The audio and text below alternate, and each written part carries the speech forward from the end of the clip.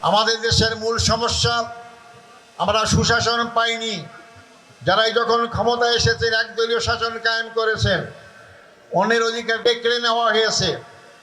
আমাদের আরেক সমস্যা আমাদের বিচারহীনতা, আইনের শাসন নেই, এমনকি আদালত পর্যন্ত আমরা নিয়ন্ত্রণ করেছি।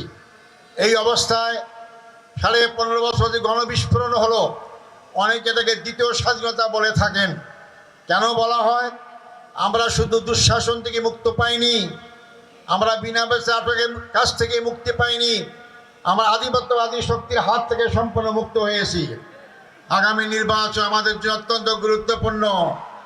এই নির্বাচনে আজকে যে সারা বাংলাদেশে 8 দলের নেতৃবৃন্দের সফরের মাধ্যমে গণজোয়ার সৃষ্টি হয়েছে, আমাদের বিশ্বাস আগামী নির্বাচনে জনগণ ইসলামপন্থী দেশপ্রেমিক এই শক্তিকেই বাছাই করে নেবে ইনশাআল্লাহ।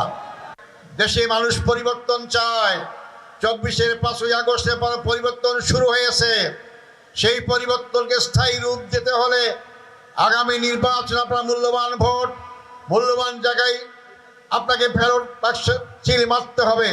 সংগ্রামী ভাই বন্ধুগণ, তাই আসুন আমরা দুর্নীতিমুক্ত, সন্ত্রাসমুক্ত, চাঁদামুক্ত এবং আধিপত্যবাদ মুক্ত একটি দেশ গড়ার লক্ষ্যে আগামী নির্বাচনে 8 দলের পক্ষে যারাই প্রার্থী হবেন তাদেরকে ভোট দিয়ে জয়যুক্ত করে আগামী দিনে বাংলাদেশের স্বপ্নের বাংলাদেশকে আমরা গড়ে তুলতে চাই।